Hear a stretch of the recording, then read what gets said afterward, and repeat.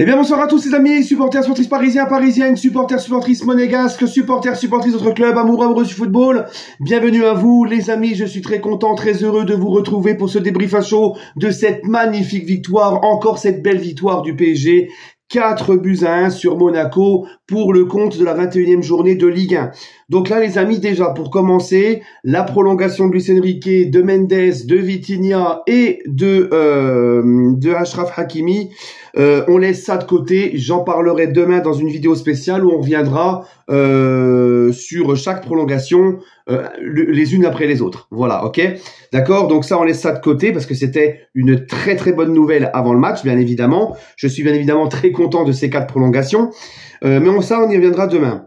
Là, les gars, je vous avouerai que je me suis encore régalé ce soir. Avec le PSG, les amis, je me suis encore régalé, j'ai kiffé. Cette équipe me fait kiffer. Et j'ai également kiffé parce que Monaco, malgré le résultat, est venu quand même au Parc des Princes pour jouer, pour proposer des choses. Ils ont été intéressants, les Monégasques, hein, pour parler d'eux. Les Monégasques ont été intéressants dans les contre-attaques où ils ont bien contre-attaqué. Ils ont eu des bonnes phases de possession quand ils contre-attaquaient. Hein, ils ont eu des bonnes, hein, ça se contentait pas juste d'attaquer vite. Hein, ils mettaient le pied sur le ballon. Techniquement, c'était propre. Je vous l'avais dit, moi, dans l'avant-match, que Monaco était une équipe avec des très bons joueurs capables techniquement de nous faire mal.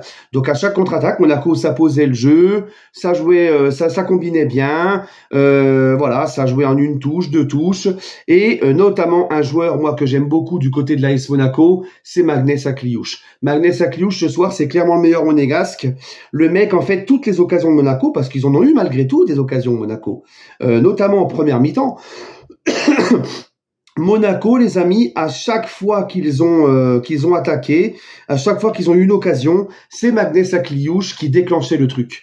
Sur une passe qui casse les lignes, une passe, tu te dis mais comment il te la sort, tu vois, il voit avant tout le monde et tout. Très gros QI football, intelligence de jeu, techniquement très propre. Magnès Akliouche, c'est vraiment un super beau joueur, les gars. Vraiment, vraiment. Et il est encore très jeune, il a une grosse marge de progression. Donc le PSG, si vous m'entendez, hein. Non mais franchement, Monaco, malgré le résultat, pour moi, n'a pas été ridicule ce soir. Ils ont proposé du jeu quand ils avaient la possibilité de contrer. Ils ont eu des occasions, voilà. Mais les amis, on va pas se mentir, ce PSG est trop fort. Voilà, ce PSG est trop fort. Luis Enrique nous avait dit, on montera en puissance en deuxième partie de saison. Et là, eh ben, tu ne peux pas lui donner tort. Les gars, moi j'ai kiffé de ouf, même à la mi-temps quand il y avait un partout, qu'on ne menait pas au score, j'ai kiffé ce qu'on a proposé en première mi-temps. De la première à la dernière minute, le PSG ce soir a attaqué ensemble, a défendu ensemble. Alors attention, notamment en première mi-temps, il y a eu quand même 2-3 lacunes sur les occasions de Monaco, et bien notamment sur le but de Monaco. D'ailleurs, ce but au premier poteau, on n'a pas le droit de se le prendre, mais bon, hein. Mais on a eu des lacunes défensives. Ça a été un petit peu mieux en deuxième, mais franchement les gars, franchement les amis, ce PSG attaque ensemble, défend ensemble. Ce PSG propose beaucoup tu vois, c'est beaucoup de fluidité dans le jeu. Hein, ça change beaucoup. Quand le jeu demande de jouer en transition rapide, on joue en transition rapide. Quand le jeu demande de temporiser, on temporise. Quand le jeu demande de jouer vite en une touche, 2 touches, on le fait. Ça change, tu sais, ça change souvent de côté. Ça passe d'un côté à l'autre. Ça met du mouvement. Ça défend, ça attaque ensemble. Ça presse à la récupération de la balle. Les mecs, ils s'arrachent pour récupérer le plus vite possible le ballon. C'est toute une équipe qui court tous ensemble. Il n'y en a pas un qui fait le pot de fleurs. Il n'y en a pas un qui traîne la savate. Il n'y en a pas un qui... Ils font tous les efforts, tous, hein, que ça soit les titulaires, les remplaçants. Là, les amis, est-ce qu'on se rend compte quand même de la machine collective qui est en train de nous faire Luis Enrique?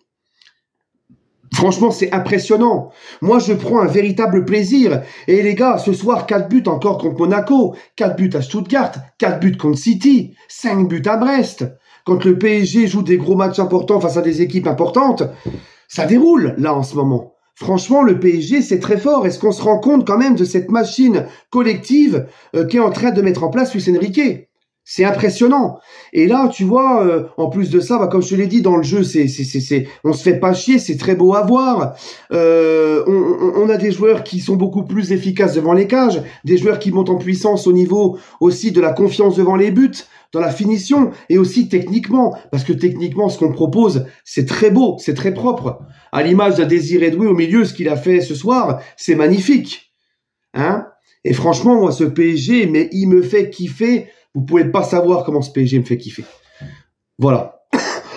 Maintenant, les gars, première mi-temps, un partout. On ouvre le score d'un très beau coup franc de Vitinha. Et juste avant, pour en revenir à ce que je vous disais tout à l'heure, que Monaco a été vraiment loin d'être ridicule et que Monaco a su se montrer dangereux, juste avant le but de Vitinha, il y a une énorme occasion de Minamino. Je ne sais pas comment il fait pour se retrouver tout seul comme ça dans la surface, hein, pour vous dire à quel point, première mi-temps, défensivement, c'était compliqué. Il écrase sa frappe, il se précipite un peu, et sur le contre qui suit, coup franc de Vitinha, qui trompe tout le monde, qui frappe en force, alors tout le monde s'attendait à ce qu'il la mette dans la surface et qu'il cherche un coéquipier. Donc Vitinha, bah tiens, le soir de sa prolongation, qui vient marquer ce beau but. Vitinha, un peu plus haut dans le jeu, qui a beaucoup donné de ballons vers l'avant, qui nous a régalé encore de sa technicité et de sa superbe vision de jeu, et de ses magnifiques passes, et ses petites transversales comme ça pour changer le jeu et tout. Vitinha, un régal. Ensuite, bah, Monaco égalise avec ce fameux but, comme je vous l'ai dit tout à l'heure,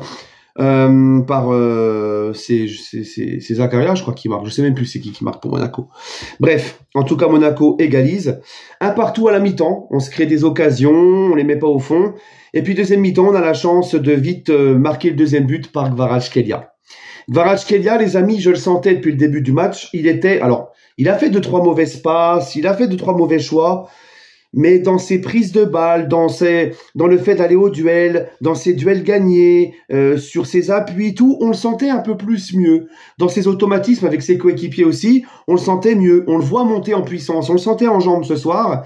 Et il a marqué un superbe but sur une passe D de Bradley Barcola. Hein, il s'amuse dans la surface, il met un défenseur de Monaco par terre, il fait une feinte sur le gardien et il marque, voilà. Un Kvaratskhelia qui nous a régalé. En deuxième mi-temps, ça avait changé. Kvara est passé en 9 à la place de Dembélé. Dembélé est revenu sur le côté. En première mi-temps, on voyait, et c'est ça aussi que j'aime bien voir chez le PSG, c'est qu'en première mi-temps, on voit Barcola à gauche, Dembélé à droite, et après ça change. Kvara à gauche, Barcola à droite, et après ça change. C'est Barcola à gauche et Kvara à droite. Et en deuxième mi-temps, t'as Kvara en faux neuf, Dembélé qui se décale à droite. Voilà ça. Tu vois, ça change, ça fait des rotations pendant le jeu, ça change, ça permute.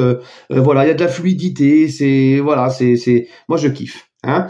Bref, ensuite le troisième but qui arrive juste après, le troisième but signé Ousmane Dembélé. Dembélé, Dembélé, Dembélé, Dembélé, Dembélé, Dembélé, bam bam bayo, bam bam bayo. Hein.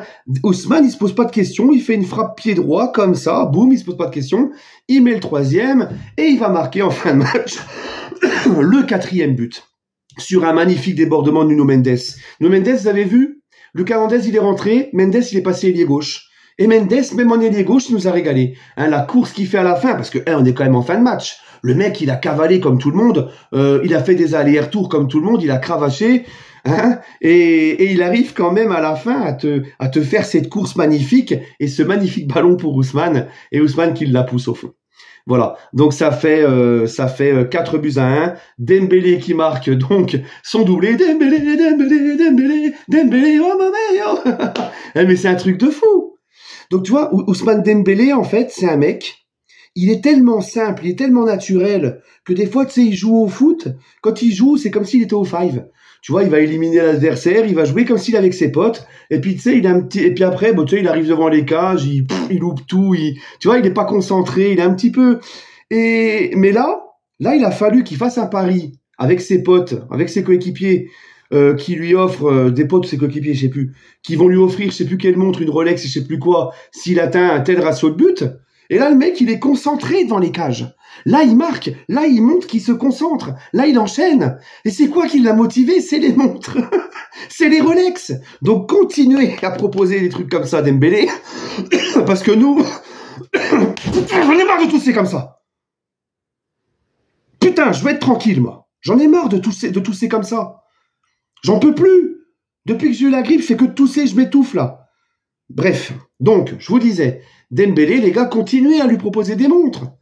Hein, si ça le fait exploser comme ça, c'est un truc de fou. Eh, franchement, Dembélé, c'est incroyable. Moi, je vous l'ai dit, les amis. Je vous ai dit, quand il gommera son défaut de ne pas marquer, de ne pas réussir à marquer, quand il trouvera enfin l'efficacité, mais il fera partie des meilleurs du monde, Dembélé. Et là, les statistiques, c'est le mec qui a marqué le plus de buts depuis janvier 2025, depuis le 1er janvier. Bref, en tout cas, le PSG a fait le job. Là, on met Marseille à 13 points avec un match d'avance. Le PSG qui, encore une fois, n'a pas perdu en Ligue 1. Le PSG qui montre encore une fois sa supériorité face à un Monaco qui, comme je vous l'ai dit, a essayé de proposer des choses, avait besoin de points parce qu'ils étaient qu'à 3 points de Marseille, ils ont que 2 points d'avance sur Lille. Là, ils peuvent perdre avec cette défaite, ils peuvent perdre en cas de victoire de Lille le podium. Donc, voilà, ils sont pas venus pour faire de la configuration, ils voulaient vraiment avoir un résultat au parc. Mais ce PSG, il est vraiment trop fort. Vraiment, encore une fois, ce PSG est trop fort. Et Joao Neves à droite. Là, c'est bien, on s'est même payé le luxe de pouvoir mettre Hakimi sur le banc. Et là, il s'est bien reposé pour mardi parce qu'il enchaîne beaucoup. Et Joao Neves, les gars, à droite, il a fait un gros match. À droite, j'étais pas convaincu de voir latéral. Il a fait un gros match. Et tu vois, il venait s'insérer dans le milieu. Après, ça passait derrière à une défense à 3. Tu vois, quand on avait le ballon. Mais le match de dingo qu'il a fait lui aussi à droite, c'est une dinguerie, Neves. En fait, il sait tout faire, ce gars-là. Je suis sûr que tu le mets dans les cages, il sort une balle en lucarne. C'est incroyable. Et puis la hargne qu'il a, la technicité, le QI football, et la hargne qu'il a, les ballons qu'il donne, la facilité, lui c'est pareil. Je parlais tout à l'heure d'Akliouche, mais c'est incroyable, Neves. Incroyable, la technicité, le QI football, la vision du jeu, tout. Magnifique. Tu vois. Et même à droite, le mec, il arrive encore à faire des dingueries. Il est partout, il récupère des ballons, il lâche rien. Non, franchement, c'est... Voilà. Et Pacho aussi, t'as vu en première mi-temps le ballon qu'il enlève juste devant Minamino, je crois. Ah, il sauve un but, Pacho. Il sauve vraiment un but, voilà. Voilà, bref. Bon, les amis, mes tops, mes flops, et ben en top, je vais mettre Dembélé pour son doublé. Je vais mettre Désiré Doué, qui m'a fait vraiment plaisir au milieu de terrain. Désiré Doué qui n'a pas marqué, mais qui nous a fait des gestes techniques magnifiques, qui prend de plus en plus confiance dans ce PSG. Qui joue dans le bon tempo, qui joue toujours dans le sens du jeu, qui joue juste, qui combine bien, qui trouve bien ses partenaires, qui donne des bons ballons, qui élimine l'adversaire, qui provoque, bref, il m'a régalé. Il est de plus en plus en confiance et en jambes lui aussi. J'ai envie de mettre en troisième top parce que je me contente que de 3 tops et 3 flops maximum. Troisième top, je vais mettre Neves à droite. Ouais, je vais mettre Neves à droite. Franchement, il a été monstrueux. Voilà, Marquinhos, très bon deuxième mi-temps aussi, hein, vraiment très très fort.